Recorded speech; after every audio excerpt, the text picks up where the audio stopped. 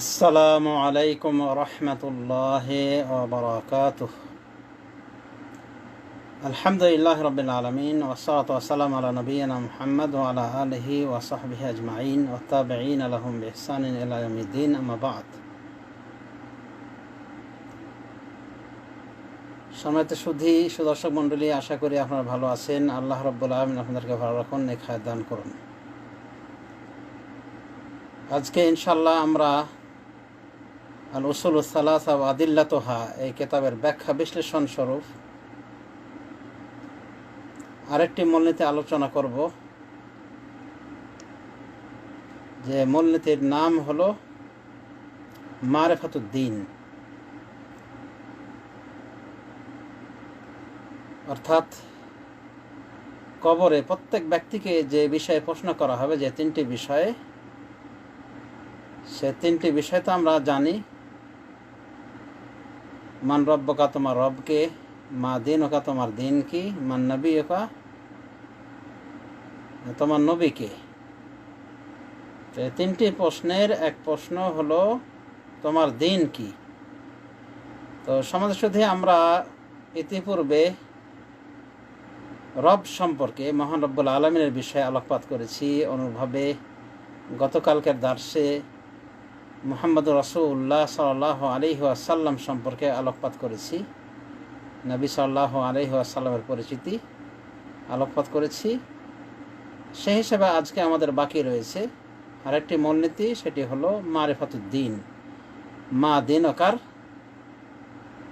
যে প্রশ্ন, সেটির উত্তর, অর্থাৎ দ্বীনে ইসলাম। আশা করি আপনারা শুনতে পাচ্ছেন, কণ্ঠের সমস্যা হয়নি। আল্লাহ রাব্বুল আলামিনের নিকট দোয়া করি তিনি যেন আমাদের এই অনুষ্ঠানটি ভালোভাবে পরিচালিত করেন এবং কোনো সমস্যা না হয়। জাযাকুমুল্লাহু খায়রান ওয়া বারাকাতুহু ফীকুম। আপনারা আসতেছেন, মাশাআল্লাহ, যোগ দিচ্ছেন একজন একজন করে। তো দ্বীনে ইসলাম এই বিষয়ে যেহেতু প্রশ্ন করা হবে মা দীনুকা, তোমার দিন কি। তো এর উত্তর কি হবে? মুমিন ব্যক্তি বলবে দীন আল ইসলাম, আমার দিন হলো ইসলাম। তো এই ইসলামটা কি? ইসলামের সাথে আমাদের পূর্ব পরিচিতি থাকতে হবে, তাহলেই না আমরা পারবো কবরে গিয়ে উত্তর দিতে। নতুবা কাফের, মুশরিক, নাস্তিক, মুনাফিকদের মতো হ্যাঁ বলতে হবে হা হা লা আদরি। কারণ মুনাফিক, কাফের, মুশরিক, এক কথায় নন মুসলিম, কেউ উত্তর দিতে পারবে না। এই তিনটি প্রশ্নের কেউ উত্তর দিতে পারবে না। যখন তাকে প্রশ্ন করা হবে মান রব্বকা, তোমার রবকে, তখন কি বলবে? হা হা লা আদরি, আফসোস আফসোস, আমি তো জানি না। যখন প্রশ্ন করা হবে মা দীনুকা, তোমার দিন কি, সে যেহেতু ছিল বাদ্দিন, বেদিন,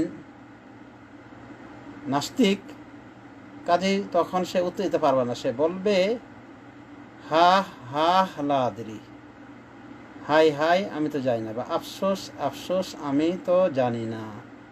তৃতীয় প্রশ্ন যখন করা হবে মা মান হাযা রাজুল্লাযী বুইসা ফীকুম, এই ব্যক্তিটি কে, যাকে তোমাদের নিকটে প্রেরণ করা হয়েছিল, মানে মুহাম্মদ রাসূলুল্লাহ সাল্লাল্লাহু আলাইহি ওয়াসাল্লামকে ইঙ্গিত করে বলা হবে তার বিষয়টি। এখানে কেউ কেউ বলেছেন যে রাসূলুল্লাহ সাল্লাল্লাহু আলাইহি ওয়াসাল্লামের ছবি তুলে ধরা হবে, তার ফটো, অবয়ব তুলে ধরা হবে। এটা সঠিক নয়। এটা বলা যেতে পারে মন গড়া ব্যাখ্যা। বরং বলা হবে এই ব্যক্তিটিকে, যাকে তোমাদের নিকটে প্রেরণ করা হয়েছিল, মানে নবী হিসেবে পাঠানো হয়েছিল। তো কাফের, মুশরিক, এক কথায় নন মুসলিম, তারা সবাই বলবে হা হা লা আদরি, আফসোস আফসোস, আমি তো জানি না। তো যা হোক, সমাজ শুদ্ধি আগেই বলেছি যে এই তিনটি প্রশ্ন যদিও সহজ, কিন্তু উত্তর দেওয়া সবার জন্য সহজ নয়। কোনো নন মুসলিম এই তিনটি প্রশ্নের উত্তর দিতে পারবে না, বরং শুধু হাই হাই আফসোস ছাড়া আর কিছু সে বলতে পারবে না। তখনই নেমে আসবে মহান রব্বুল আলামিনের পক্ষ থেকে তার প্রতি টর্চারি, আযাব, শাস্তি। আল্লাহ রাব্বুল আলামিন বলবেন যে সে মিথ্যা বলেছে, সুতরাং তার জন্য জাহান্নামের বিছানা বিছিয়ে দাও, তার জাহান্নামের পোশাক পরিয়ে দাও, তাকে এবং তার জন্য জাহান্নামের একটি দরজা খুলে দাও। এরপরে তার নিকটে জাহান্নামের লু হাওয়া আসতে থাকবে। বিস্তৃত বর্ণনা রয়েছে, যা হোক সেদিকে যাচ্ছি না। তো মোমেন ব্যক্তি উত্তর দিতে পারবে, মুসলিম যারা তারা উত্তর দিতে পারবে। পূর্বেই বলেছি যে যারা উত্তর দিতে পারবে তাদের ভিতরে মুসলমান রয়েছে, এবং মুসলমানদের বিভিন্ন শ্রেণী, পাপি তাপি বিভিন্ন রকম রয়েছে। এক কথায় ইসলামের গণ্ডিতে থাকলে তারা উত্তর দিতে পারবে, কিন্তু প্রকৃত অর্থে নাজাত পাবে তারাই যারা প্রকৃত মোমেন ছিল।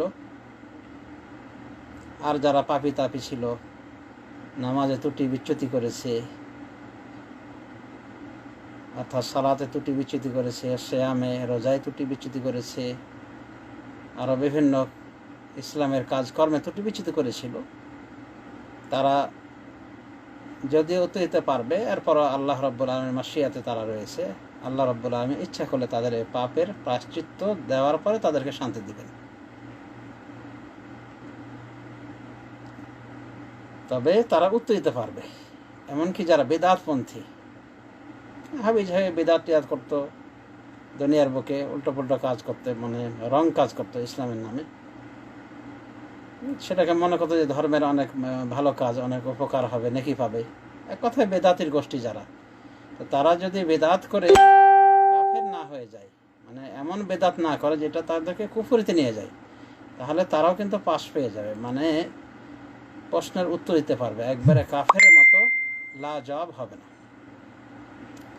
তবে এরপরও তাদের কবরের শাস্তি হওয়া স্বাভাবিক হতে পারে, একমাত্র আল্লাহ ক্ষমা করে দিলে সেটা আলাদা কথা। তো যা হোক সমাজ শুধু এই দ্বীন ইসলাম, যে দ্বীন সম্পর্কে আমাদেরকে জিজ্ঞাসা করা হবে, এই দ্বীনের অর্থটা কি? শেখ মোহাম্মদ বিন আব্দুল ওয়াহাব রহমতুল্লাহ আলাইহি, যিনি একজন মুজাদ্দিদ ছিলেন, যার জন্ম হয়েছিল 1150 হিজরিতে, মানে 1115 হিজরিতে, এবং মৃত্যুবরণ করেছিলেন 1206 হিজরিতে। এই আলোড়ন সৃষ্টিকারী মুজাদ্দিদ, সংস্কারক, যার দাওয়াতের ফলে শিরক বিদআত উৎখাত হয়েছে আরবের জমিন থেকে, গালফ কান্ট্রিগুলি থেকে, এবং আজও তার সুপ্রভাব আমরা সচক্ষে অবলোকন করছি। তো তিনার কেতাব থেকে আমরা জানার চেষ্টা করব, যেহেতু তার কেতাবেরই আমরা ব্যাখ্যা বিশ্লেষণ করছি। তো মারিফাতুদ্দীন, এটি সিরিয়ালে, হাদিসের সিরিয়ালে দ্বিতীয় পর্যায়ে পড়ে। সেই হিসাবে শেখুল ইসলাম মোহাম্মদ বিন আব্দুল ওয়াহাব রহমতুল্লাহ আলাইহি বলছেন, মারিফাতুদ্দীন ইসলাম বিল আদিল্লাহ, আল আসলু সানি মারিফাতুদ্দীন ইসলাম বিল আদিল্লাহ। দ্বিতীয় মূলনীতি হলো দিন ইসলামকে জানা, চেনা, বিল আদিল্লাহ, দলিল সহকারে। ওনার কেতাবের একটা বৈশিষ্ট্য যে যে কোনো কথা উনি বলেন দলিল সহকারে, দলিল দিয়ে বলেন। আর আসলে তো দলিল শূন্য কথার তো কোনো মূল্য নাই। দুনিয়াবী বিষয়ে যদি আপনি দলিল না দিতে পারেন, আপনার প্রমাণ দেখাতে না পারেন, তাহলে আপনি যতই দখল করে আসেন, জমি ভোগ করে আসেন 30-40 বছর থেকে, আপনি যদি দলিল না দিতে পারেন জমির, এবং ওটা যদি অন্য কারো দলিলে থেকে থাকে, তো আপনাকে সে জমি ছেড়ে দিতে হবে। এটাই হলো দলিলের তেলেশমাতি। সুতরাং দলিলবিহীন কথা গ্রহণযোগ্য নয়। কুল হাতু বুরহানাকুম ইন কুনতুম সাদিকিন, মহান রব্বুল আলামিন সূরা আল বাকারার ভিতরে বলছেন তার রাসূল সাল্লাল্লাহু আলাইহি ওয়াসাল্লামকে, কুল, আপনি বলুন, হাতু বুরহানাকুম ইন কুনতুম সাদিকিন, তোমরা দলিল দাও, তোমরা তোমাদের দলিল উপস্থাপন করো, ইন কুনতুম সাদিকিন, যদি সত্যবাদী হয়ে থাকো। এখান থেকে ইমাম ইবনে হাজম বলছেন যে সত্যবাদীরা দলিল দিয়ে কথা বলে, আর মিথ্যাবাদী দলিল লাগে না। এই জন্য আমরা লক্ষ্য করে দেখেছি বিদাতি হাবি ঝাবি ওর অজিফা টজিফা কত কি রচনা করেছে সে, কিন্তু দলিল লাগে না। তো মিথ্যাবাদীকে দলিল লাগে না, কিন্তু যে সত্যবাদী সে দলিল দিয়ে কথা বলে। তো এই কেতাবটির বৈশিষ্ট্য হলো যে শেখ মোহাম্মদ বিন আব্দুল ওয়াহাব যে কথাই বলেন সাথে সাথে দলিল উল্লেখ করেন। তো উনি দ্বীনে ইসলামের পরিচয় দিতে গিয়ে বলছেন, মানে ইসলামটা কি? ওয়াহুয়াল ইসতিসলামু লিল্লাহি বিত্তাওহীদ, এটা হলো আল্লাহ রাব্বুল আলামিনের নিকটে আনুগত্য করা, আত্মসমর্পণ করা তার তাওহীদ ঘোষণার মাধ্যমে। মানে আপনি আল্লাহকে এক জেনে নেবেন, তার কাজে কর্মে, তার নামে গুণাবলীতে সব কিছু তাকে এক জানবেন, এক হিসেবে গ্রহণ করবেন এবং এই বিষয়ে তার একত্ববাদে স্যারেন্ডার করবেন আপনি। এটা হলো ইসলাম। ওয়াল ইনকিয়াদ লাহু বিত্তাআ, এবং তার তার কি করবেন আপনি? আনুগত্য করবেন তার জন্য। কি আপনি অনুগত হবেন? বিত্তাআ, আনুগত্য করার মাধ্যমে, মানে ইবাদত বন্দেগী করার মাধ্যমে, তার আদেশ মানার মাধ্যমে, আদেশ নিষেধ ফলো করার মাধ্যমে। আর বারাআতে মিনাশ শিরকি ওয়া আহলিহি, এবং শিরিক এবং শিরিককারীদের থেকে নিজেকে সম্পর্ক ছেদ করার মাধ্যমে। মানে ইসলাম হলো এতগুলি সমষ্টি, যে আপনি আল্লাহর নিকট আত্মসমর্পণ করবেন তাওহীদের মাধ্যমে এবং তাকে ফলো করবেন আনুগত্যের মাধ্যমে, এবং শিরিক এবং শিরিককারীদেরকে পরিত্যাগ করবেন। শিরিককারীদেরকে আপনি কি করবেন? পরিত্যাগ করবেন, তার থেকে বিচ্ছিন্ন হবেন, সম্পর্কহীনতা ঘোষণা করবেন। তাহলেই মানে আপনি ইসলামটাকে যেন ফলো করবেন। সুতরাং আপনি ইসলাম মানছেন আর বলছেন যে না, হিন্দু মুসলিম ভাই ভাই একসাথে থাকি, হ্যাঁ, বা তাদের সাথে আপনি শরীক হয়ে থাকলেন, বা বড় বড় লম্বা লম্বা কথা, না, ওদেরকে কাফের বলা যাবে না। ইহুদি খ্রিস্টানদেরকে কাফের বলা যায় না, নাউজুবিল্লাহ মিন যালিক। ইহুদি খ্রিস্টানদের তো কাফের বলতেই হবে, এমনকি আপনাকে ওদের থেকে সম্পর্ক ছেদ করতে হবে। এমনি দুনিয়ার বিষয়ে আপনার লেনদেন থাকবে ঠিক, কিন্তু তাদের সাথে কোনো প্রকার ওই আন্তরিক মহাব্বত ভালোবাসা থাকবে না, সম্পর্ক থাকবে না। এইরকম আপনার ইসলামের দাবি যে তাদের থেকে, শিরিক বাইরে থেকে আপনি নিজেকে সম্পর্কহীনতা ঘোষণা করবেন। তো এটা হলো দ্বীনে ইসলামের সংজ্ঞা। তাহলে কয়টা কথা বলা হয়েছে? আল্লাহর নিকটে আত্মসমর্পণ করা তাওহীদের মাধ্যমে, তাওহীদ ঘোষণার মাধ্যমে, ওয়াল ইনকিয়াদু লাহু বিত্তাআ, এবং তাকে মেনে চলা তার আনুগত্যশীল কর্মের মাধ্যমে, তার আনুগত্য করার মাধ্যমে তাকে ফলো করা, এবং শিরিক ও শিরিককারীদের থেকে বিমুখ হওয়ার মাধ্যমে, সম্পর্কহীনতা ঘোষণা করার মাধ্যমে। এতগুলির মাধ্যমে আপনি সারেন্ডার হবেন, মানে আল্লাহর নিকটে। এটা হলো কি? এটা হলো দ্বীনে ইসলাম। মানে যদি এতগুলি কাজ আপনি করেন তাহলে আপনি মুসলিম, মানে আল্লাহর আত্মসমর্পণ করলেন আল্লাহর নিকটে তাওহীদের মাধ্যমে, ভেজাল মিশ্রিত তাওহীদ না, খাঁটি তাওহীদের মাধ্যমে, এবং তাকে ফলো করবেন, তার আদেশ নিষেধ মেনে চলবেন, এবং সম্পর্কহীনতা ঘোষণা করবেন তার সাথে যারা শিরিক করে, তাদের শিরিক থেকে এবং তাদের থেকে সম্পর্কহীনতা ঘোষণা করবেন। এটা হলো দ্বীনে ইসলামের সঙ্গে। আর এর স্তর রয়েছে, মানে স্টেপ, ধাপ, বা আমরা প্রকারও বলতে পারি। এর স্তরগুলি হলো তিনটি। এগুলোকে বলে মারাতিবুল ইসলাম, ইসলামের স্তর। আল ইসলাম ওয়াল ঈমান ওয়াল ইহসান ওয়া কুল্লু মারতাবাতিন লাহা আরকান। এরপরে শেখ মুহাম্মদ বিন আব্দুল ওয়াহ্হাব বলছেন, ওয়া হুয়া সালাসু মারাতিব, এর তিনটি মারতাবা রয়েছে, তিনটি স্তর রয়েছে। ইসলাম, ঈমান, ইহসান। ইসলাম তো বুঝতে পারলাম, ঈমান মানে ঈমান, মানে আন্তরিক বিশ্বাস। আর ইহসান মানে কি? কোনো জিনিস সুচারুরূপে আদায় করা বা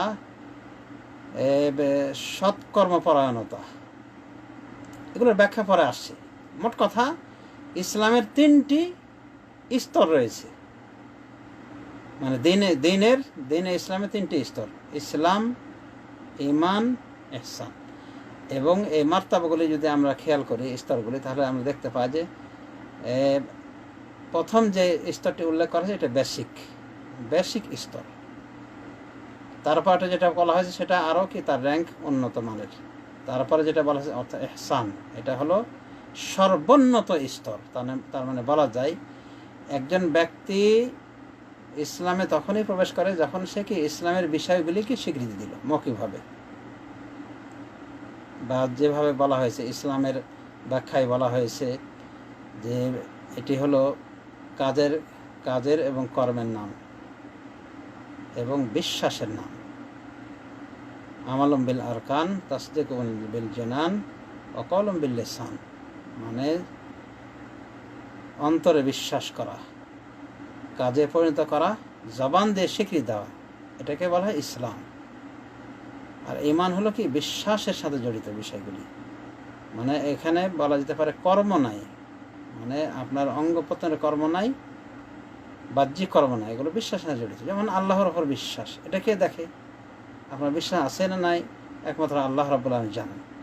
তো মুনাফিকরা আল্লাহ এবং তাদের রাসূলের উপর বিশ্বাস জাহির করতো, কিন্তু তারা মুনাফিক, তারা মিথ্যাবাদী, চরম মিথ্যাবাদী। তো যার ভিতরে ইসলাম রয়েছে তার ভিতরে ঈমান থাকা জরুরি নাই। ইসলামটা হলো বেসিক বিষয়। মুনাফিকরা ইসলাম জাহির করে তারা কিন্তু আত্মরক্ষা পেয়ে গেছে। তো আমরা বলতে পারি যে প্রত্যেক মুহসিন মুমিন, অনুভবে প্রত্যেক মুমিন মুসলিম, কিন্তু প্রত্যেক মুসলিমের জন্য মুমিন হওয়া জরুরি নয়। তবে প্রত্যেক খাঁটি মুসলিম সে মুমিনও হতে পারে, মুহসিন হতে পারে। তো যাই হোক, সময় শুধু ইনশাল্লাহ আমরা ব্যাখ্যাগুলি আরও বিস্তারিত জানব। তাহলে দ্বীনের স্তর হলো মোট তিনটি: ইসলাম, ঈমান, ইহসান। ও কুল্লু মারতাবাতিল লাহা আরকান। এরপরে শেখ মুহদ্দিন আব্দুল্লাহ বলছেন যে এই প্রত্যেক স্তরগুলিরও আবার রুকন রয়েছে। যেমন ইসলামের রুকন রয়েছে, ঈমানের রুকন রয়েছে, ইহসানের রয়েছে। তো ফারকানুল ইসলামে খামসাহ। এরপরে বলছেন ইসলামের রুকন হলো কি? পাঁচটি। দ্বীনের প্রথম স্তর কি? ইসলাম, দ্বিতীয় স্তর ঈমান, তৃতীয় স্তর ইহসান। তো এখন উনি প্রথম স্তরে ব্যাখ্যা করছেন, প্রথম স্তরের রুকনগুলি এখন আলোচনা করছেন। ফারকানুল ইসলামে খামসাতুন। ইসলামের রুকনগুলি হলো পাঁচটি: শাহাদাতু আল্লা ইলাহা ইল্লাল্লাহ ওয়া আন্না মুহাম্মাদার রাসূলুল্লাহ। এই মর্মে সাক্ষ্য দেওয়া, মানে এক নম্বর রুকন হলো ইসলামের এই মর্মে সাক্ষ্য দেওয়া যে আল্লাহ ছাড়া প্রকৃত কোনো মাবুদ নাই, আল্লাহ ছাড়া প্রকৃত কোনো মাবুদ নাই। ওয়া আন্না মুহাম্মাদার রাসূলুল্লাহ, এবং আমি আরও সাক্ষ্য দিচ্ছি বা আরও সাক্ষ্য দেয় মর্মে যে মুহাম্মদ আল্লাহর রাসূল সাল্লাল্লাহু আলাইহি ওয়াসাল্লাম। ওয়া ইকামুস সালাতে বা ইকামিস সালাতে, সালাত কায়েম করা। ওয়া ইতাউজ যাকাতে, যাকাত প্রদান করা। ওয়া সাওম রমাদান, রমাদানের সিয়াম পালন করা। ওয়া হজ্জ বাইতুল্লাহিল হারাম, এবং বাইতুল্লাহুল হারাম এর হজ করা, মানে কাবা ঘরের হজ করা। সমাজসুধী, তাহলে আমরা বুঝতে পারলাম যে ইসলামের রুকন হলো কি? পাঁচটি। এগুলোকে আমরা বাঙালিরা মানে সহজে উচ্চারণ করে থাকি: কলেমা, নামাজ, রোজা, হজ, জাকাত। জাকাতটাকে আমরা লাস্টে বলে থাকি, আর জাকাতটাকে আসলে লাস্টের মতোই আচরণ করি। জাকাতের ব্যাপারে খুবই উদাসীন।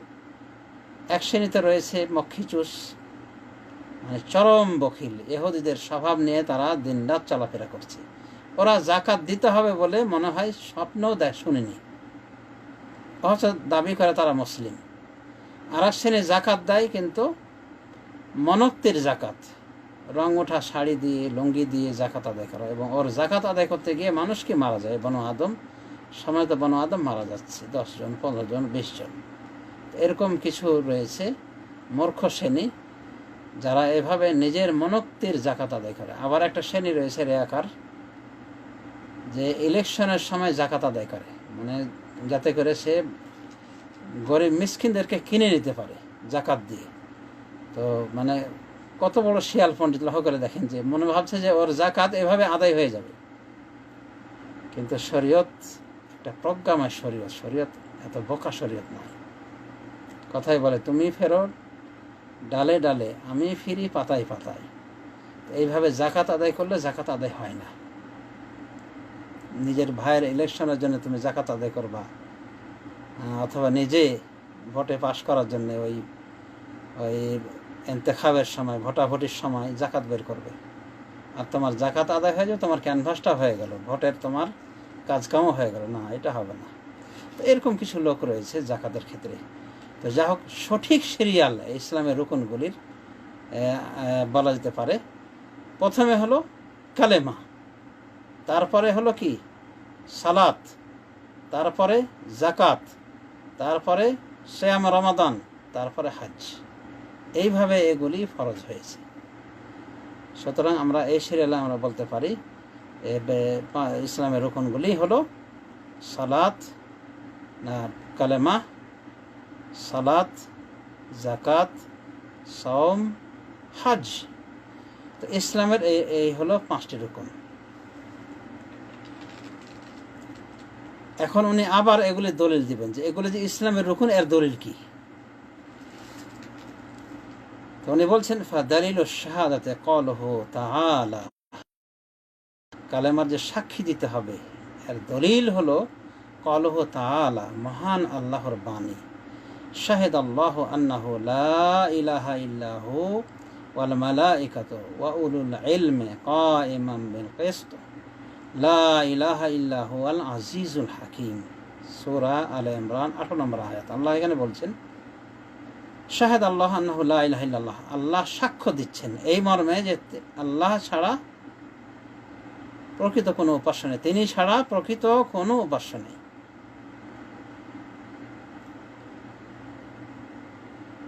ওয়াল মালাইকা, এবং এ কথার সাক্ষী দিচ্ছেন কারা? ফেরেশতা মণ্ডলীরা।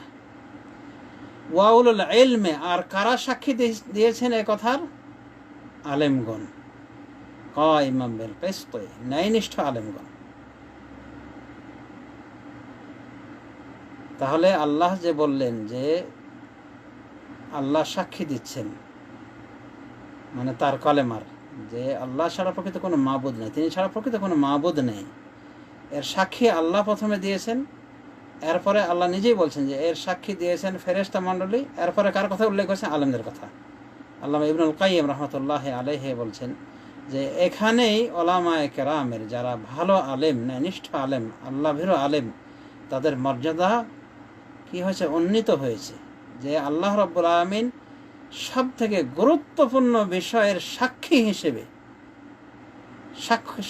সাক্ষ্যদাতা হিসেবে তিনি নিজে সাক্ষী দিয়েছেন, এরপরে ফেরেশতার সাক্ষী গ্রহণ করেছেন, এরপরে আলেমদের সাক্ষী গ্রহণ করেছেন। মানে আলেমদের কথা আল্লাহ উল্লেখ করেছেন যে আলেমরাও সাক্ষী দেয় এই মর্মে যে আল্লাহ ছাড়া প্রকৃত কোনো মাবুদ নাই। সুতরাং আলেমদের যে মর্যাদা কত মহান আমরা এখান থেকে বুঝতে পারি। আল্লামা ইবনুল কাইয়িম রাহমাতুল্লাহ আলাইহি বলছে, এছাড়া আরও অনেক উলামায়ে কেরাম এই আয়াতকে দলিল হিসেবে পেশ করেছেন আলেমদের সম্মানের ক্ষেত্রে। যে লক্ষ্য করে দেখেন, আল্লাহ রাব্বুল আমিন তার সাথে ফেরেশতাদেরকে উল্লেখ করেছেন, এরপরে আলেমদেরকে উল্লেখ করেছেন। তো এটা হলো কালিমাতুশ শাহাদার দলিল কোরআন থেকে, লা ইলাহা ইল্লাহু আল আজিজুল হাকিম। এরপর আল্লাহ বলছেন লা ইলাহা ইল্লাহু, তিনি ছাড়া প্রকৃত কোনো মাবুদ নেই। আল আজিজ, তিনি হলেন পরাক্রমশালী। আল হাকিম, বিজ্ঞানময়, মহাবিজ্ঞানী। আলে ইমরান 18 নম্বর আয়াত। তাহলে কালিমাতুশ শাহাদার যে সাক্ষী লাগবে, সাক্ষ্য যে দিতে হবে, কালেমার ঘোষণা দিতে হবে মনের গহীন থেকে, তার প্রমাণ আমরা পেয়ে গেলাম সূরা আলে ইমরান 18 নম্বর আয়াত থেকে। এই কালিমাতুশ শাহাদা অর্থাৎ শাহাদাতু আল্লা ইলাহা ইল্লাল্লাহ ওয়া আন্না মুহাম্মাদুর রাসূলুল্লাহ, বা আশহাদু আল্লা ইলাহা ইল্লাল্লাহ ওয়া আশহাদু আন্না মুহাম্মাদুর রাসূলুল্লাহ, আল্লা ইলাহা ইল্লাল্লাহ ওয়াহদাহু লা শারীকা লাহু ওয়া আশহাদু আন্না মুহাম্মাদান আবদুহু ওয়া রাসূলুহু। তো এই কালেমার সাক্ষীর অর্থটা কি? লা ইলাহা ইল্লাল্লাহ এর অর্থটা কি? এর অর্থ হলো লা মা'বুদা বিহাক্কিন ইল্লাল্লাহ, আল্লাহ ছাড়া প্রকৃত কোনো মাবুদ নাই, এটা বলতে হবে। বাংলা অনুবাদ করতে গেলে আমাদেরকে এটা কি বলতে হবে? লা ইলাহার অর্থ আল্লাহ ছাড়া প্রকৃত কোনো মাবুদ নাই। বা আমরা যদি শাহাদা কালেমা মিলিয়ে পড়ি, আশহাদু আল্লা ইলাহা ইল্লাল্লাহ ওয়া আশহাদু আন্না মুহাম্মাদার রাসূলুল্লাহ বা মুহাম্মাদান আবদুহু ওয়া রাসূলুহু, তাহলে আমরা কি বলবো? যে আমি সাক্ষ্য দিচ্ছি যে আল্লাহ ছাড়া প্রকৃত হক কোনো মাবুদ নাই। এটা যদি আপনি বলেন, তাহলে আপনি আপনার সালাফিয়াতকে প্রমাণ করে দিলেন যে আপনি আসলেই সহি আকীদার মানুষ, আপনার আকীদাটা সুন্দর পরিচ্ছন্ন।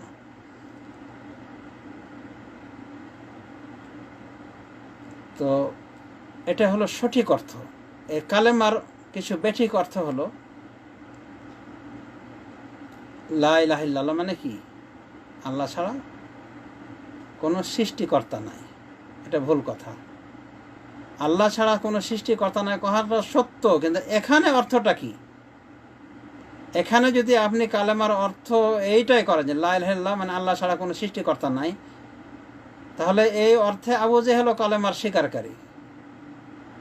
কারণ আবু জেহেল এটা মনে করত যে আল্লাহই সব কিছু সৃষ্টিকারী, আসমান জমিন গ্রহ নক্ষত্র চন্দ্র সূর্য সব কিছু আল্লাহ সৃষ্টি করেছেন। তাহলে আপনি আবু জেহেল থেকে বেশি অগ্রসর হতে পারেননি এই কালেমার অর্থে। হ্যাঁ, এটা তাহলে গলত অর্থ। যদি আপনি বলেন লা মাওজুদা ইল্লাল্লাহ, আল্লাহ ছাড়া কোনো উপস্থিত নাই, মানে তখন এর অর্থ হবে কি যত উপস্থিতি আপনি দেখছেন সবই আল্লাহ। তার মানে এটা সুফিবাদের ভ্রান্ত আকিদাকে তখন কি সাব্যস্ত করা হলো, যেটা মোটেও সঠিক নয়, বরং এখানে হিন্দুত্ববাদীর আকিদা ফুটে ওঠে, যারা সর্বেশ্বরে বিশ্বাসী। মানে যত কিছু আছে লা মাওজুদা ইল্লাল্লাহ, লা ইলাহা ইল্লাল্লাহ যদি অর্থ করেন লা মাওজুদা ইল্লাল্লাহ, তাহলে কি হলো আল্লাহ ছাড়া কোনো কিছু উপস্থিত নাই। তো এখন এটা হলো সর্বেশ্বরবাদীর আকিদার বহিঃপ্রকাশ, এটাও গলত। তাহলে আপনি যদি বলেন লা হাকিমা ইল্লাল্লাহ, আল্লাহ ছাড়া কোনো ফয়সালাকারী নাই, মানে লা ইলাহা ইল্লাল্লাহ অর্থ করেন, তাও আপনি বিভ্রান্ত। কারণ আল্লাহ ছাড়া কোনো ফয়সালাকারী নেই, ঠিক আছে, কিন্তু এখানে কি অর্থ এটা? না, এটা নাই। সুতরাং এটাও একটা ভুল। আর যদি বলা হয় লা ইলাহা ইল্লাল্লাহ, আল্লাহ ছাড়া মাবুদ নাই, এটাও কিন্তু আসলে ভুল হয়ে যায়। কারণ আল্লাহ রাব্বুল আলামিন নিজেই বলছেন, তিনি বাতিল মাবুদদের কথা উল্লেখ করেন, ফামা আগনাত আনহুম আলিহাতুহুম আল্লাতী ইয়াদউনা মিন দুনিল্লাহ, ওদের কোনো উপকার আসে না ওদের মাবুদগুলি, যাদেরকে তারা ডাকতো আল্লাহকে বাদ দিয়ে। সূরা হুদের আয়াত, আল্লাহ তো নিজেই উল্লেখ করছেন যে তাদেরকে তাদের মাবুদ কোনো কাজে আসেনি, উপকার আসেনি। তাহলে তো আল্লাহ নিজেই বলছেন যে ওদের মাবুদ ছিল, আর আপনি বলছেন যে আল্লাহ ছাড়া কোনো মাবুদ নাই। তো এটা অর্থটা সঠিক হলো না, সূক্ষ্ম হলো না। এই জন্য আমি ডক্টর জাকির নায়েককে পরামর্শ দিব, কেউ পৌঁছায় দিবেন পারলে, যে উনি যে সাক্ষ্যটা দেন মানে পাঠ করান মানে নন মুসলিমদেরকে, তার সাক্ষ্য বাইনটা মানে না, সূক্ষ্ম নয়। বিশেষ করে সালাফে আকিদার উলামায়ে কেরাম তারা এই জাতীয় অর্থ করেন। তো কি হবে তাহলে? লা ইলাহা ইল্লাল্লাহ প্রকৃত অর্থ হবে লা মা'বুদা বিহাক্কিন ইল্লাল্লাহ, আল্লাহ ছাড়া প্রকৃত কোনো উপাস্য নাই। বা শাহাদা সাথে যদি অ্যাড করে বলেন তাহলে বলবেন আমি সাক্ষ্য দিচ্ছি যে আল্লাহ ছাড়া প্রকৃত কোনো মাবুদ নাই, বা আল্লাহ ছাড়া হক কোনো মাবুদ নেই। এটা যদি ইংলিশে বলা হয় তাহলে কি বলা যেতে পারে? I pay witness that there is no real god but Allah, and I pay witness also that Muhammad sallallahu alaihi wasallam is messenger and servant of Allah. এভাবে যদি বলা হয় তাহলে এটা কালেমাতুশ শাহাদার রিয়েল অর্থটা আদায় হলো। তো আমার পরামর্শ থাকবে যারা ইংলিশে আলোচনা করেন, নন মুসলিমদের যখন শিক্ষা দিবেন তখন একটু এই কথাটা অ্যাড করে বলার চেষ্টা করবেন, দেয়ার ইজ নো গড মানে there is no real god বা ট্রু গড। তো যা হোক সমাজ শুদ্ধি, এই কথাটার অনেকে বিরোধিতা করেন যে এটা আবার কেমন অর্থ হলো, লা ইলাহা ইল্লাল্লাহ অর্থ মানে আল্লাহ ছাড়া কোনো প্রকৃত কোনো মাবুদ নাই, এটা কেন বলা হলো? এটা কেন বলা হলো তো বুঝতেই পারছেন যে আল্লাহ নিজেই মাবুদের অন্যান্য মাবুদের অস্তিত্ব স্বীকার করেছেন, কিন্তু ওরা কি বাতিল মাবুদ। যালিকা বিআন্না আল্লাহ হুয়াল হক, আল্লাহ অন্যত্র বলছেন যে এটা এই জন্য যে আল্লাহ তিনি হল হক মাবুদ, ওয়া আন্না মা ইয়াদউনা মিন দুনিল বাতিল, আর তারা যাকে ডাকে মানে যে মাবুদদেরকে ডাকে তারা হলো বাতিল। তা আল্লাহ নিজেই হক মাবুদ বাতিল মাবুদ পার্থক্য করেছেন। সুতরাং আপনি একটু ভেঙে বলেন, ব্যাখ্যা করেন, সমস্যাটা কোথায়? এই জন্য দেখবেন সালাফি ওলামায়ে কেরাম, সমস্ত ওলামায়ে কেরাম বিশেষ করে এই আরব জাহানের, তারা লা ইলাহা ইল্লাল্লাহ ব্যাখ্যা করতে গিয়ে ব্যাখ্যামূলক যখন অনুবাদ করেন তখন তারা এটা বলেন লা মা'বুদ, আল্লাহ ছাড়া প্রকৃত কোনো মাবুদ নাই। হ্যাঁ, তো এই প্রকৃত অর্থটা অ্যাড করে বললে সমস্যাটা কোথায় আপনার? যখন আমরা বলি যে আপনি যে বলছেন আল্লাহ ছাড়া কোনো মাবুদ নাই, তো এই যে মাবুদ আল্লাহ নিজেই বলছেন যে ওদের ওদের মাবুদগুলি কোনো উপকারে আসলো না, মানে কাফের মুশরিকদের। তা আল্লাহ যে বলছেন, তখন অবশ্যই উত্তরে ওনারাই বলবেন যে ওরা তো বাতিল মাবুদ, ওগুলো তো বাতিল মাবুদ। তো আপনি তো নিজেই বলতে চাচ্ছেন যে ওরা ইবাদত করছে কিছু মাবুদের, কিন্তু ওগুলো বাতিল। তো যেটা আপনি এভাবে মনের ভিতরে রেখেন সেটা বললে অসুবিধাটা কোথায়?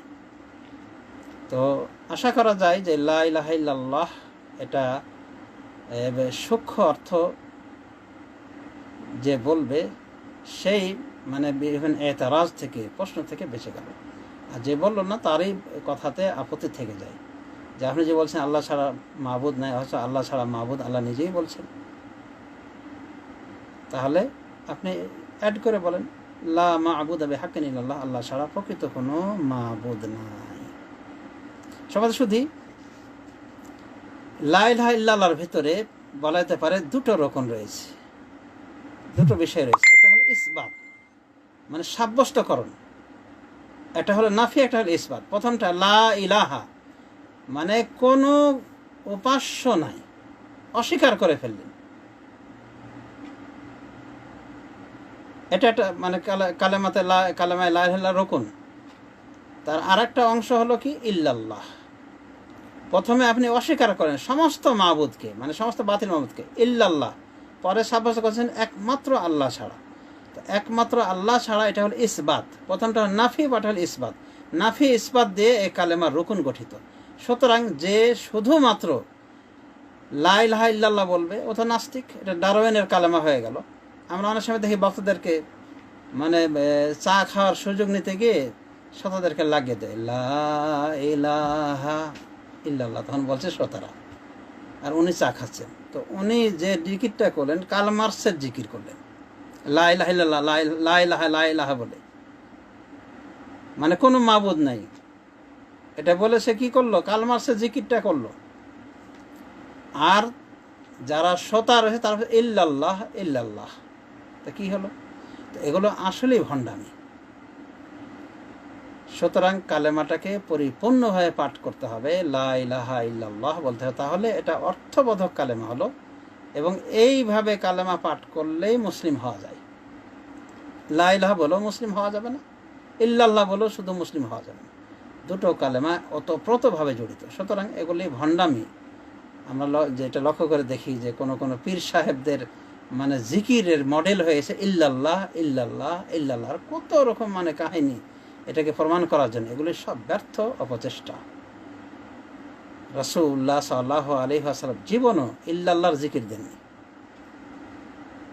তার সাহাবায়ে কেরামও দেননি, তাবিনে এজামও দেননি, 4 ইমামের যুগ পার হয়েছে তারাও কেউ দেননি, কুতুব সিত্তার 6 ইমাম বুখারী, মুসলিম, আবু দাউদ, তিরমিজি, নাসাঈ, ইবনে মাজাহ তারাও কেউ দেননি।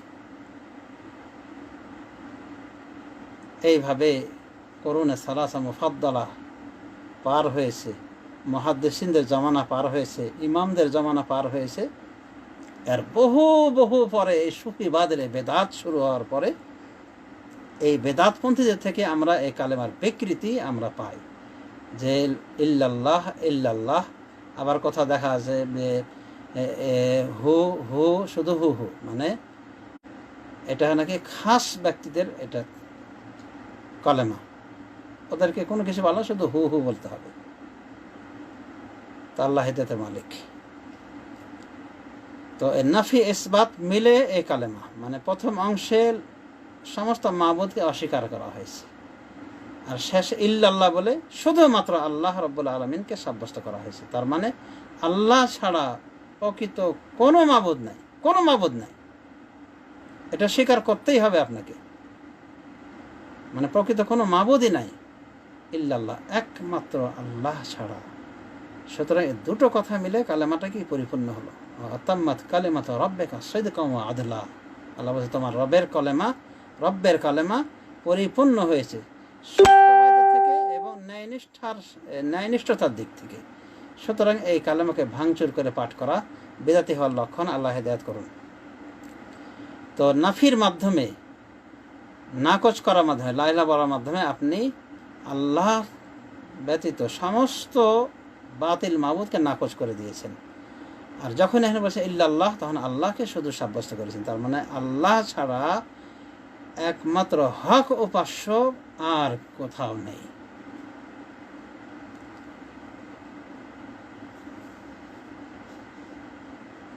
তো কালেমা পাঠ করলে এই কালেমারই দাবি হলো যে আপনি শিরিককারীদের থেকে বিমুখ হয়ে যাবেন, তাদের সাথে সম্পর্ক রাখবেন না, যদিও তারা আপনার আত্মীয় সম্পর্ক হয় না কেন, বাপ হোক, দাদা হোক, মাতা হোক, আত্মীয় স্বজন হোক না কেন। তাফসীরুহা আল্লাযী ইউয়াদ্দিহুহা ক্বালুহু তাআলা, এই কালেমার তাফসীরটা করতেছে মহান রব্বুল আলামিনের বাণী। ওয়া ইয ক্বালা ইব্রাহিমু লিআবিহি ওয়া কওমিহি, স্মরণ করুন ওই সময়ের কথা যখন ইব্রাহিম তার বাপকে এবং তার কওমকে লক্ষ্য করে বললেন, ইন্নানি বারাউম মিম্মা তা'বুদুন, নিশ্চয় আমি পাক পবিত্র, মিম্মা তা'বুদুন, আপনারা যার ইবাদত করেন, মানে আপনারা যার ইবাদত করেন তা থেকে আমি কি একেবারে সম্পূর্ণ সম্পর্ক মুক্ত। ইল্লাল্লাযী ফাতারানি, একমাত্র সেই সত্তা ব্যতীত যিনি আমাকে সৃষ্টি করেছেন, ফাইন্নাহু সায়াহদিন, তিনি আমাকে অচিরে পথ দেখাবেন। সূরা আয-যুখরুফের আয়াত 27 নম্বর আয়াত।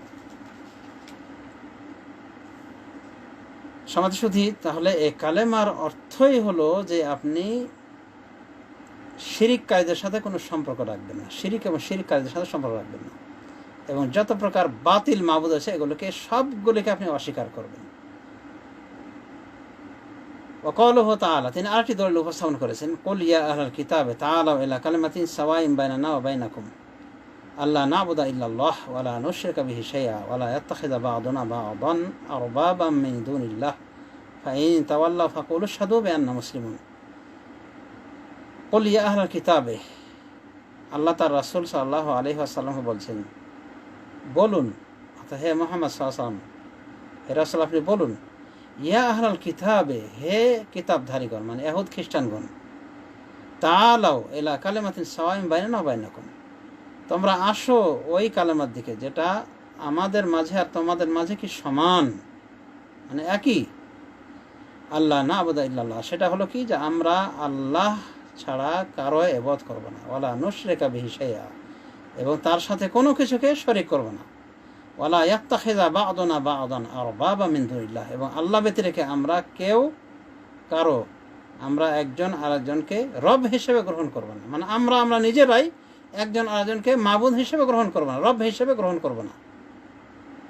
ইহুদ খ্রিস্টানদের ভিতরে আছে না, ওরা ওদের মানে একজন একটা রব, ওদের পাদ্রীরা যেন ওদের রব, আর ঈসা আলাইহিস সালামকে, ঈসার মাকে তারা রব হিসেবে গ্রহণ করেই নিয়েছে, এবং তারা মনে করে আল্লাহ রাব্বুল আলামিনের পরিবার, যে পরিবারের সদস্য সংখ্যা হলো কি 3 জন, ঈসা, ঈসার মা, আল্লাহ, নাউযুবিল্লাহ মিন যালিক, অর্থাৎ ঈসা আল্লাহর সন্তান আর বিল্লাহ মিন যালিক, আল্লাহ তো আল্লাহই। তো এগুলো কি শিরকবাদীদের আকীদা। তো আল্লাহ রাব্বুল আলামিন তার রাসূল সাল্লাল্লাহু আলাইহি ওয়াসাল্লাম বলছেন যে আপনি বলুন, হে আহলে কিতাবগণ, ইহুদ খ্রিস্টানগণ, তোমরা আসো এমন কালেমার দিকে যেটা আমাদের মাঝে সমান, মানে সমান দাবি, একই কথা, যে আমরা আল্লাহ ছাড়া কারো ইবাদত করব না, একমাত্র আল্লাহর ইবাদত করব, এবং তার সাথে কোনো কিছু শরীক করব না, এবং আমাদের একজন আরেকজনকে রব হিসেবে গ্রহণ করব না বা করবে না আল্লাহ ব্যতীত রেখে। এরপর বলছে আল্লাহ, ফাইন তাওয়াল্লাউ ফাকুলু আশহাদু বিআন্না মুসলিমুন, যদি তোমরা মুখ ফিরিয়ে নাও, ফাকুলু আশহাদু, তাহলে তোমরা বলো, সাক্ষ্য দাও যে বিআন্না মুসলিমুন, আমরা মুসলিম, মানে আমরা মহান রব্বুল আলামিনের নিকটে আত্মসমর্পণকারী, আর তোমরা নও। তাহলে কালিমাতুশ শাহাদার দলিল আমরা কিন্তু পেয়ে গেলাম, কি থেকে পেয়ে গেলাম? কোরআন কারীম থেকে, যে সাক্ষী দিতে হবে, এটা হলো ইসলামের রুকুন। তো বিশেষ করে লা ইলাহা ইল্লাল্লাহ সাক্ষ্য দেওয়ার প্রমাণ আমরা এতক্ষণ আলোচনা করলাম ব্যাখ্যামূলকভাবে। এরপরে উনি বলছেন, অর্থাৎ শেখ মুহাম্মদ আব্দুল ওয়াহাব, ওয়া দালিল ও শাহাদাত আন্না মুহাম্মাদুর রাসূলুল্লাহ, এবং এই মর্মে সাক্ষ্য দেওয়া যে মোহাম্মদ আল্লাহর রাসূল। দলিল কি? কওলুহু তাআলা, মহান আল্লাহর বাণী, লাকাদ জাআকুম রাসূলুম মিন আনফুসিকুম আজিজুন আলাইহি মা আনিতুম হারিসুন আলাইকুম বিল মুমিনিনা রাউফুর রহিম। লাকাদ জাআকুম, নিশ্চয় এসেছেন তোমাদের নিকটে, রাসূলুম মিন আনফুসিকুম, তোমাদের মধ্য থেকে, তোমাদেরই সজাত রাসূল, আজিজুন আলাইহি মা আনিতুম, যার নিকটে তোমাদেরকে যেটা কষ্ট দেয় সেটা তোমাদের তার নিকটে কষ্টকর, হারিসুন আলাইকুম, এবং তোমাদের উপর তিনি লালায়িত, মানে তোমাদের উপর উনি কি অধিক হারে লালায়িত প্রাণ, যে তোমরা কি কল্যাণে অগ্রণী হও, কল্যাণ কাজ করো, তোমাদের কল্যাণের জন্য উনি কি লালায়িত প্রাণ। বিল মুমিনিনা রাউফুর রহিম, এবং তিনি মুমিনদের ক্ষেত্রে রাউফুন কমল, রহিম এবং চরম দয়ালু। তো আল্লাহ রাব্বুল আলামিন কি বলছেন? লাকাদ জাআকুম রাসূলুম মিন আনফুসিকুম, নিশ্চয় তোমাদের নিকটে এসেছে রাসূল তোমাদের মধ্য থেকে। তাহলে মুহাম্মদ সাল্লাল্লাহু আলাইহি ওয়াসাল্লাম যে আল্লাহর রাসূল, এটা প্রমাণ পেলাম না আমরা? সূরা তাওবার আয়াত। তো সমাজ শুদ্ধি তাহলে আমরা বুঝতে পারলাম কালেমাতুশ শাহাদা দুটো অংশেরই দলিল কোরআনের মধ্যে রয়েছে, হাদিসের ভিতরে আছে। হাদিসের ভিতরে কালেমাতুশ শাহাদার কথা এসেছে, যেমন বুনিয়াল ইসলাম আলা খামসিন, শাহাদাতু আল্লা ইলাহা ইল্লাল্লাহ ওয়া আন্না মুহাম্মাদার রাসূলুল্লাহ। ইসলামের ভিত্তি রাখা হয়েছে 5টি জিনিসের উপরে, মানে ইসলাম 5টি জিনিসের উপরে, ইসলামের বিল্ডিংটি প্রতিষ্ঠিত 5টি পিলারের উপরে। এর ভিতরে কি? শাহাদাতু আল্লা ইলাহা ইল্লাল্লাহ, এমন সাক্ষ্য দেওয়া যে আল্লাহ ছাড়া প্রকৃত কোনো মাবুদ নেই, ওয়া আন্না মুহাম্মাদার রাসূলুল্লাহ, এবং মুহাম্মদ আল্লাহর রাসূল।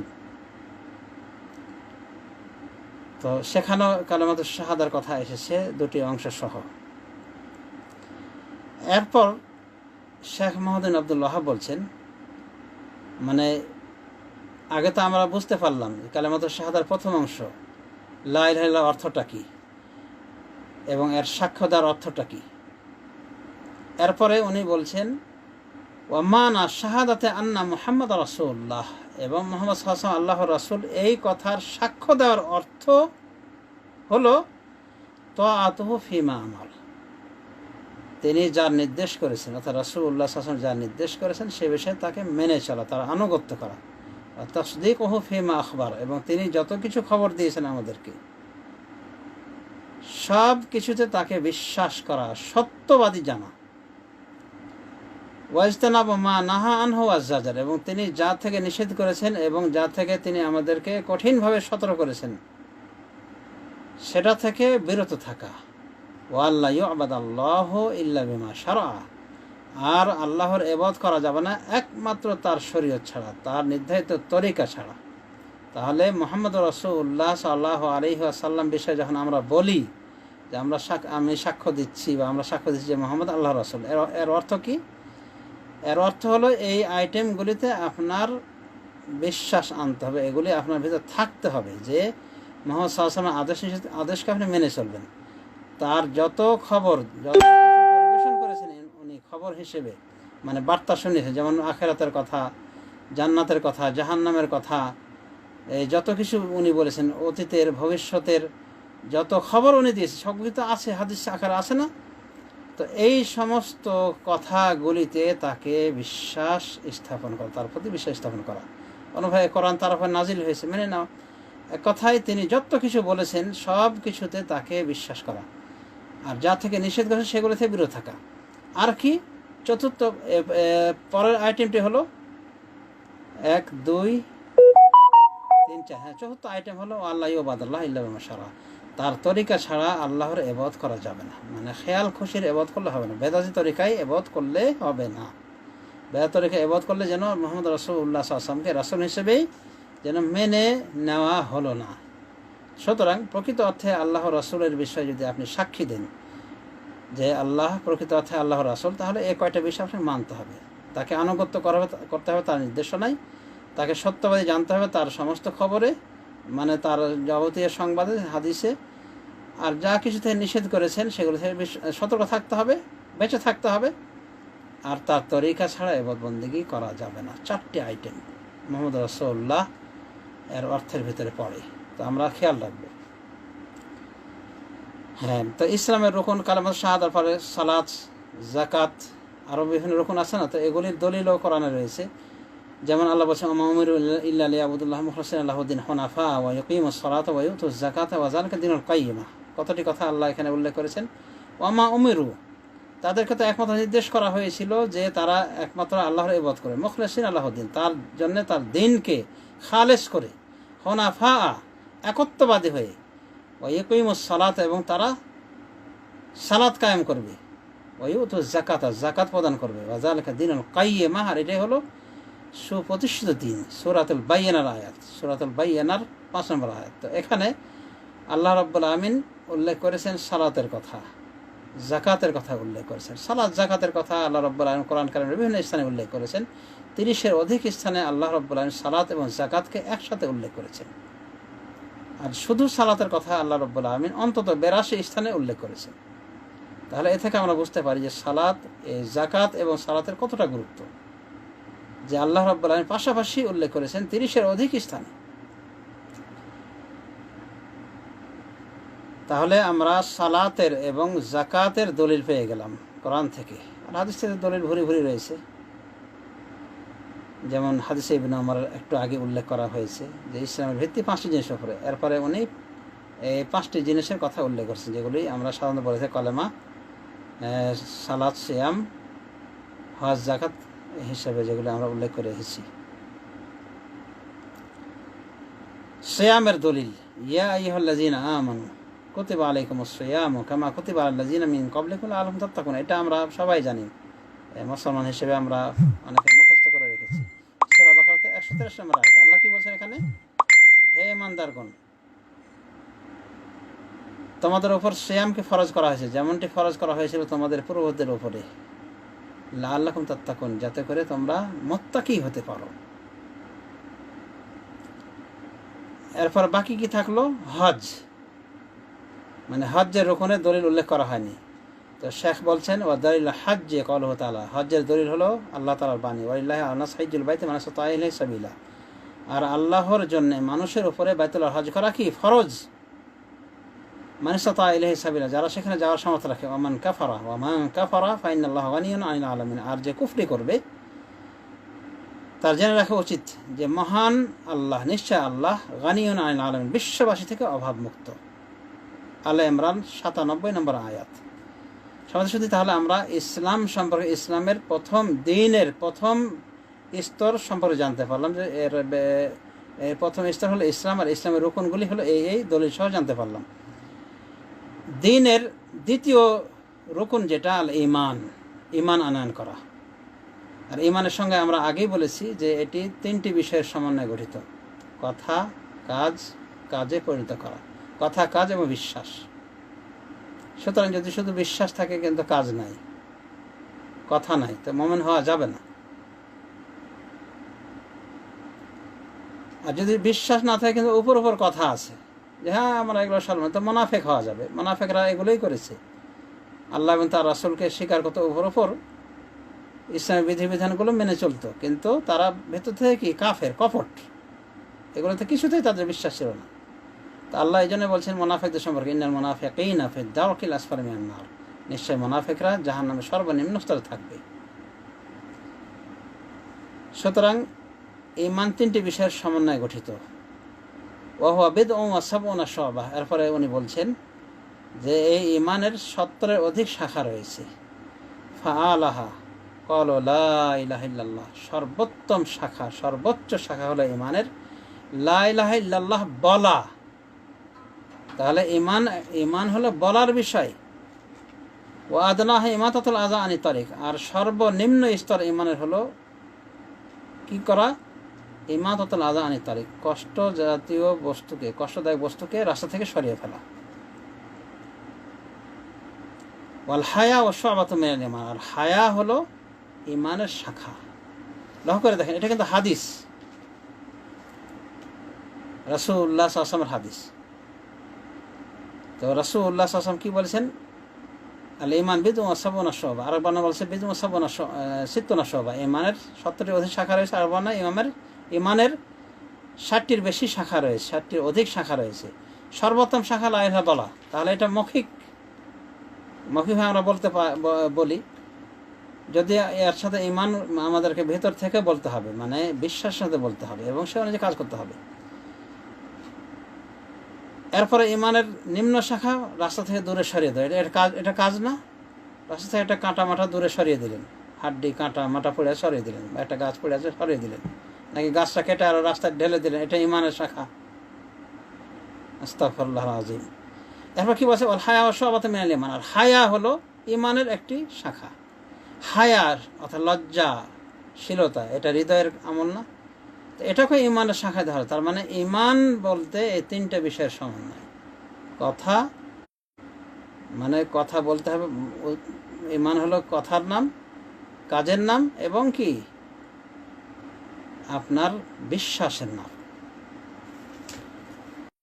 এই ঈমানের রুকন হলো সিত্তা, 6টি। আমরা দেশ থেকে শিখে এসেছি ঈমানের রুকন কি 5টি না 7টি। তো 7টি এটি সঠিক নয়, বরং মুসলিম শরীফের হাদিস থেকে স্পষ্টতই জানা যায় যে ঈমানের রুকন কি 5টি না 6টি। এগুলো কি আমরা বলতে পারি? আমানতু বিল্লাহি ওয়া মালাইকাতিহি ওয়া কুতুবিহি ওয়া রুসুলিহি ওয়াল ইয়াউমিল আখির ওয়াল কদরি খাইরিহি ওয়া শাররিহি ওয়াল বাসে বাদাল মাউত যে বলা হয়, তো এটা আলাদাভাবে বলার প্রয়োজন নাই এবং আলাদাভাবে আসেও নি। যেখানে আখিরাত আছে সেখানে ওয়াল বাস বাদাল মাউত আসে না সাধারণত। তো আখিরাতের ভিতরে বাস বাদাল মাউত রয়েছে। এই জন্যে মোট ঈমানের রুকন কি 6টি। এই 6টি রুকনের দলিল একসাথে উল্লেখ করা হয়েছে কোরআন কারিমের আয়াতে। একসাথে নয়, বরং 5টি উল্লেখ করা হয়েছে। তাকদীর এটা ভিন্ন আয়াতে রয়েছে। একসাথে 5টি উল্লেখ করা হয়েছে। সে আয়াতটি দেখুন, সূরা বাকারা 107 নম্বর আয়াত। লাইসাল বিররা আন তুওয়াল্লু উজুহাকুম আমানা বিল্লাহি ওয়াল ইয়াউমিল আখির ওয়াল মালাইকাতি ওয়াল কিতাব ওয়ান নাবিয়্যিন। মানে প্রকৃত অর্থে নেকি না ওটাই যে তোমরা তোমাদের চেহারাকে কি করবে? ফিরিয়ে রাখবে মাশরিক মাগরিবের দিকে, পূর্ব পশ্চিমের দিকে, মানে পূর্ব পশ্চিম মুখী হয়ে হওয়াটা এটাই মানে প্রকৃত নেকি নয়। ওয়ালাকিনাল বিররা মান আমানা বিল্লাহি, বরং প্রকৃত নেকি হলো ওই ব্যক্তির নেকি যে ঈমান এনেছে আল্লাহর উপরে, ওয়াল ইয়াউমিল আখির আখিরাতের উপরে, ওয়াল মালাইকাতি ফেরেশতাদের উপরে, ওয়াল কিতাবে কিতাবসমূহের উপরে, কিতাবের উপরে এবং নবীদের উপরে। তাহলে এই ঈমানের 5টি রকম এখানে উল্লেখ হয়েছে। এই রকমগুলি কি কি? আল্লাহর উপর ঈমান, আখিরাতের উপর ঈমান, ফেরেশতাদের উপর ঈমান, কিতাবের উপর ঈমান, নবীদের উপর ঈমান। বাকি থাকলো তাকদীরের বিষয়টি। তাকদীরের কথা উল্লেখ হয়েছে সূরাতুল কমরের 49 নম্বর আয়াতে। আল্লাহ বলছেন, ইন্না কুল্লা শাইইন খালাকনাহু বিকদর, নিশ্চয় আমি প্রত্যেকটা জিনিসকে তাকদীরের সাথে সৃষ্টি করেছি। তাকদীরের বিষয়ে আমাদেরকে জানতে হবে। আসলে অনেক ব্যাখ্যা ছিল, কিন্তু আমাদের সময় তো কুলাচ্ছে না। এতে মাগরিব হয়ে চলে আসলো এই কুয়েতের টাইমে। তো তাকদীরের বিষয়ে আমাদের ঈমান আনতে গেলে কয়েকটা বিষয় মনে রাখতে হবে যে আল্লাহ রাব্বুল আমিন তাকদীরের বিষয়গুলি চেয়েছেন বলেই হয়েছে। আল্লাহ রাব্বুল আমিন তাকদীরের বিষয়গুলি জানতেন, আগে থেকে জানতেন। এটা একটা আইটেম। আরেকটা হলো আল্লাহ রাব্বুল আমিন এই তাকদীরের বিষয়গুলি আগে থেকে লিখে দিয়েছেন। আগে থেকে এই তাকদীরের বিষয়গুলি তিনি কি লিখে দিয়েছেন। সুতরাং কোনো কিছু এমন না যে তাকদীরে ছিল না পরে হয়েছে, বরং সব কিছু আপনার তাকদীরে রয়েছে। আল্লাহ এগুলি লিখে দিয়েছেন, আল্লাহ এগুলি জানেন, আল্লাহ এগুলি নিজে সৃষ্টি করেছেন এবং এগুলি আল্লাহ চেয়েছেন বলে হয়েছে। তবে আল্লাহর চাওয়া পাওয়া 2 রকম, একটা শরীয়তের চাওয়া, একটা হলো কি চূড়ান্ত চাওয়া। শরীয়তের চাওয়া মানে আল্লাহ নামাজ রোজা করতে বলেছেন, এটাই চেয়েছেন। কিন্তু জেনা তিনি চাননি। কিন্তু জেনা যদি চূড়ান্তভাবে না চাইতেন পরীক্ষামূলক, তাহলে কিন্তু জেনা করতে পারত না পৃথিবীর কেউ। জেনা করতে গেলে লিমাদ্দা হয়েছে, কিন্তু আল্লাহ করবেন না। তো আল্লাহ এটাও চেয়েছেন, কিন্তু এটা আল্লাহর শরীয়তের দৃষ্টিকোণ থেকে চাওয়া না, বরং আল্লাহ নিষেধ করেছেন শরীয়তের দৃষ্টিকোণ থেকে। ওয়ালা তাকরাবুজ জিনা, তোমরা জেনার ধারে কাছে যেও না। কিন্তু চেয়েছেন কিভাবে? চূড়ান্ত চাওয়া, পরীক্ষার চাওয়া। তো তাকদীরের বিষয়গুলি আমরা মনে করব যে আল্লাহ রাব্বুল আমিন আমরা যা করব অদূর ভবিষ্যতে আল্লাহ রাব্বুল আমিন জানেন বলে লিখে দিয়েছেন। তাকদীরের 2টি পার্ট রয়েছে। একটি হলো কিছু বিষয় আমাদের এখতিয়ার রয়েছে, তো আমাদের যে বিষয়গুলি এখতিয়ার রয়েছে সেগুলির উপরেই আমাদের বিচার হবে। আর যেগুলি করতে আপনি বাধ্য, যেগুলি করার ক্ষেত্রে আপনার কোনো হাত না, এগুলোর ক্ষেত্রে আপনার বিচারও করবেন না আল্লাহ। এতটুকু জেনে রাখতে হবে। তাকদীরের দোহাই দিয়ে মুশরিকরা বলতো যে আমরা আল্লাহ চেয়েছেন বলে, আল্লাহ যদি চাইতেন আমরা শিরক করতাম না, আমাদের বাপদাদাও শিরক করতো না। তো এগুলি তাকদীরকে দোহাই পেয়েছিল শিরক করার ক্ষেত্রে। তো ভুল কামে খারাপ কাজে শিরক কুফরের ক্ষেত্রে তাকদীরকে দোহাই পড়াকে মুশরিকদের কাজ।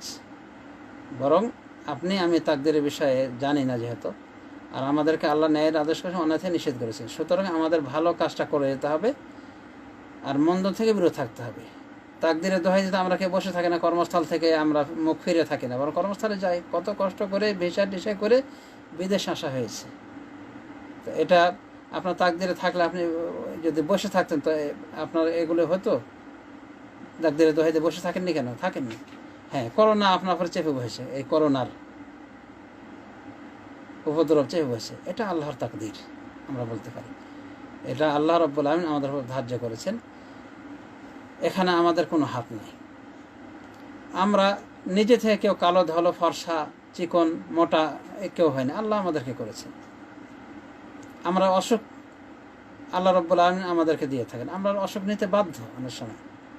তো এগুলো তাকদীরের বিষয়, তো আল্লাহ আপনাকে এসব বিষয়ে ধরবেন না। কিন্তু আপনি নামাজ রোজা করতে বাধ্য, আপনাকে নির্দেশ করেছে, আপনি এগুলি বিষয়ে তাকদীরে দোহাই দিতে এড়িয়ে যেতে পারেন না, এগুলো মুশরিকদের কর্ম হবে। সমাজ শুধু তৃতীয় রকম হলো ইহসান, মানে দ্বীনের তৃতীয় রকম কি বলা হচ্ছে? ইহসান। এরপর কি বলছেন শেখুল ইসলাম মুহাম্মদ আব্দুল্লাহ? রুকনুন ওয়াহিদুন, এর একটাই রকম, এর বেশি রকম না। ইসলামের 5টা রকম, ঈমানের 6টা রকম, আর ইহসানের কি একটাই রকম, ওহু আন তা'বুদাল্লাহা কাআন্নাকা তারাহু। আর সেটা হলো যে তুমি এমন হয়ে ইবাদতবন্দি করবে যেন তুমি তাকে দেখছো। ফাইন লাম তাকুন তারাহু ফাইন্নাহু ইয়ারাকা, যদি তুমি সেটা না মনে করো তাহলে তুমি অবশ্যই এতটুকু মনে করবে যে তিনি তোমাকে দেখছেন, তিনি তোমাকে দেখছেন। তো বুখারী মুসলিমের এই হাদিসটি রয়েছে ইহসানের বিষয়ে, এই অংশটুকু বুখারীতে এসেছে, মুসলিমে এসেছে। তো এটা হলো ইহসান, যে আল্লাহকে এতটুকু মনে করবেন যে আল্লাহ যেন আপনাকে দেখছেন, আপনি যেন আল্লাহকে দেখছেন, এরকম এই সেন্সে ইবাদতবন্দি করবেন। যদি এতটুকু মনে না আনতে পারেন তাহলে অন্তত এতটা অবশ্যই আপনি খেয়ালে আনবেন যে আল্লাহ আপনাকে অবশ্যই দেখছেন। এরকম মানসিকতা নিয়ে, আন্তরিকতা নিয়ে ইবাদতবন্দি করা হলো ইহসান। সুতরাং এই মানসিকতার লোকগুলি অবশ্যই মুমিন, অবশ্যই মুসলিম। তো যে ব্যক্তি মুহসিন তার ভিতরে ঈমানও থাকে, ইসলামও থাকে। কিন্তু মুসলিমের জন্য ঈমান ইহসান থাকা জরুরি না, যদিও প্রকৃত মুসলিমের ভিতরে সবগুলি পাওয়া যায়। তো আশা করি বিষয়টি বুঝতে পেরেছেন। তো আল্লাহ রাব্বুল আলামিন যে আপনাকে দেখছেন, আল্লাহ রাব্বুল আলামিন আপনার সব কিছু তদারক করছেন, এরকম সেন্স নিয়ে ইবাদতবন্দি করাটা হলো ইহসান। ইহসান একটা অর্থ হলো আপনি যা কিছু করবেন সুন্দর করে, ভালোভাবে, সুচারুরূপে আদায় করবেন। আল্লাহ রাব্বুল আলামিন বলছেন, ওয়া মা তাকুনু ফি শানিন ওয়া মা তাতলু মিনহু মিন কুরআনিন ওয়া লা তা'মালুনা মিন আমালিন ইল্লা কুন্না আলাইকুম শুহুদান ইয তুফিদুনা ফিহি। তুমি যে কাজই থাকো না কেন এবং কোরআন থেকে যেটাই পাঠ করো না কেন এবং তোমরা যে আমলই করো না কেন, ইল্লা কুন্না আলাইকুম শুহুদান, বরং ওই কাজেই আমরা শরীক ছিলাম, মানে সাক্ষী ছিলাম, প্রত্যক্ষদর্শী ছিলাম যখন তোমরা ওই কাজগুলি করতে। তার মানে আল্লাহ রাব্বুল আলামিন আপনাকে সর্বাবস্থায় পর্যবেক্ষণ করছেন। সুতরাং তার পর্যবেক্ষণ, তার কড়া তদারকি খেয়াল করে আমাদের ইবাদতবন্দি করতে হবে। ইত্তাকিল্লাহ হাইসুমা কুনতা, রাসূল বলেন যে তুমি যেখানে থাকো আল্লাহকে ভয় করো। তো আল্লাহর ভয় ভীতি সবসময় আমাদের হৃদয়ের গহীনে থাকতে হবে এবং এই সেন্স নিয়ে, এই মানুষের নিয়ে ইবাদতবন্দি করতে হবে যে আল্লাহ আমাকে দেখছেন। সুতরাং আমি কাজকর্ম করার সময় অবশ্যই এটা খেয়াল করব যে আল্লাহ আমাকে দেখছেন। প্রথমত আমি যেন আল্লাহকে দেখতে পাচ্ছি, এই সেন্সে ইবাদতবন্দি করবো। যদি এতটুকু মনে না আনতে পারি তাহলে অবশ্যই এটা একই থাকবে যে আল্লাহ আমাকে দেখছেন। সুতরাং সেই হিসেবে আন্তরিক হয়ে ইবাদতবন্দি করতে হবে, আর এটাই হলো ইহসান। আর এই ঈমানের রুকনগুলি, ইসলামের রুকনগুলি, ইহসানের রুকনগুলি হাদিসে জিবরিল উল্লেখ হয়েছে। জিবরিল আলাইহিস সালাম এক সময় মানুষের আকৃতিতে এসে মানুষকে শিক্ষা দেওয়ার জন্যে, নবী সাল্লাল্লাহু আলাইহি ওয়াসাল্লাম উম্মতকে শিক্ষা দেওয়ার জন্য উনি মানুষ আকৃতিতে এসে রাসূলুল্লাহ সাল্লাল্লাহু আলাইহি ওয়াসাল্লামকে প্রশ্ন করেছেন একটা একটা করে। ইসলাম কি? তখন রাসূল ইসলামের 5টি রুকনের কথা বলেছেন। ঈমান কি? তখন রাসূল ঈমানের 6টি রুকনের কথা বলেছে, যা একটু পূর্বে উল্লেখ করা হয়েছে। এরপরে ইহসান কি জিজ্ঞাসা করেছিলেন, তখন রাসূলুল্লাহ সাল্লাল্লাহু আলাইহি ওয়াসাল্লাম বলেছেন ইহসান হলো যে এমনভাবে ইবাদতবন্দি করো যেন তুমি আল্লাহকে দেখছো। যদি সেটা না পারো তাহলে মনে করো অবশ্যই আল্লাহ তোমাকে দেখছেন। তো এটা হাদিসে জিবরিল এসেছে। সমাজে শুধু আমরা তাহলে ইবাদত সম্পর্কে জানতে পারলাম, মানে আল্লাহর দ্বীন সম্পর্কে। তো এটাই হলো আল্লাহর দ্বীন। এর বাইরে আল্লাহর দ্বীন খোঁজা মানে কি? এটাই হলো বেদীনতা। আর আল্লাহর দিন হলো এটাই যে কোরআন হাদিসে পাওয়া যাবে, কোরআন হাদিসে নাই ওটা আল্লাহর দিন নাই। সুতরাং দিনের পাশাপাশি তরিকত, হাকিকত, মারেফত এগুলো মানতে হবে। এগুলো কি সুফিবাদের ভণ্ডামি ছাড়া আর কিছু নয়। আল্লাহ আমাদেরকে তৌফিক দান করেন কোরআন সুন্নাহর মাথায় পরিচিত হওয়ার। সমাজে শুধু যে কয়টি প্রশ্ন আমি আপনাদের নিকটে ছড়িয়ে দিচ্ছি এগুলো উত্তর আশা করব আপনারা দিয়ে রাখবেন। 1 নম্বর প্রশ্ন হলো মাহের উসুল সালাসা, 3টি মূলনীতি কি? উত্তর দেবেন। আরেকটি প্রশ্ন হলো যে 4টি আল্লাহর ইবাদত উল্লেখ করেন, মানে আল্লাহ ইবাদত অনেক কিছু বলা হয়েছে, তো 4টি আল্লাহর ইবাদত হিসেবে উল্লেখ করবেন যে এই ইবাদত। রাসূলুল্লাহ সাল্লাল্লাহু আলাইহি ওয়াসাল্লামের নাম কি? তার বাপের নাম কি? তার দাদার নাম কি? তার মায়ের নাম কি? এটা একটা প্রশ্ন। আর একটা প্রশ্ন, কখন তাকে নবী হিসেবে প্রেরণ করা হয়, মানে কত বছর বয়সে? আর একটা প্রশ্ন, রাসূলুল্লাহ সাল্লাল্লাহু আলাইহি ওয়াসাল্লাম কয়টি ছেলে এবং কয়টি মেয়ে ছিল? আচ্ছা, আর একটা প্রশ্ন, দ্বীনের কয়টা স্তর এবং কি কি? ইসলামের রুকন কয়টি এবং কি কি? ঈমানের রুকন কয়টি এবং কি কি? এই প্রশ্নগুলি আপনারা প্রয়োজনে রিপিট করে শুনবেন এবং উত্তর দেওয়ার চেষ্টা করবেন। সঠিক যারা দিবেন অনেকেই হবেন, তো এগুলোর ভিতরে আমরা ড্র করব, লটারি দেব সঠিক প্রশ্নের উত্তর দানকারীদের ভিতরে। এরপরে 6 জন ভাগ্যবান ব্যক্তিকে আমরা সিলেক্ট করব ইনশাআল্লাহ, যাদেরকে পুরস্কার দেওয়ার কথা ঘোষণা করা হয়েছে, এবং ওটা একটা সংস্থা থেকে দেবে। আমি ওটা হস্তান্তর করার পরে আপনাদেরকে ইনশাআল্লাহ পৌঁছে দেব, যারা বিজয়ী হবেন 6 জন পাবেন। তো যা হোক, পুরস্কারটা হলো আসল নয়, আসল হলো জ্ঞান আহরণ করা। তো আল উসুল সালাসা কিতাব থেকে আমরা আশা করি মোটামুটি জ্ঞান আহরণ করেছি, এবং এর সাবজেক্টের বিষয়গুলি আমরা বুঝতে পেরেছি যে এখানে 3টি বিষয় আলোচনা করা হয়েছে, যে 3টি বিষয়ে আমাদেরকে কবরে প্রশ্ন করা হবে। তোমার রবকে, তোমার দিন কি, তোমার নবীকে, এবং এই 3টি বিষয়ে আমরা মোটামুটি বিস্তারিত আলোচনা করার চেষ্টা করেছি, যদিও অতটা বিস্তারিতভাবে আলোচনা করা এই সংক্ষেপ পরিসরে সম্ভব নয়। আল্লাহ রাব্বুল আলামিন আমাদের সবাইকে তৌফিক দান করুন কোরআন সুন্নাহ মোতাবেক আমল করার এবং সালাফে সালেহিনের মানহাজ মোতাবেক পরিচিত হওয়ার। আমিন। ওয়া আখিরু দাওয়ানা আলহামদুলিল্লাহি রাব্বিল আলামিন। ওয়াসসালামু আলাইকুম ওয়া রাহমাতুল্লাহি ওয়া বারাকাতুহু।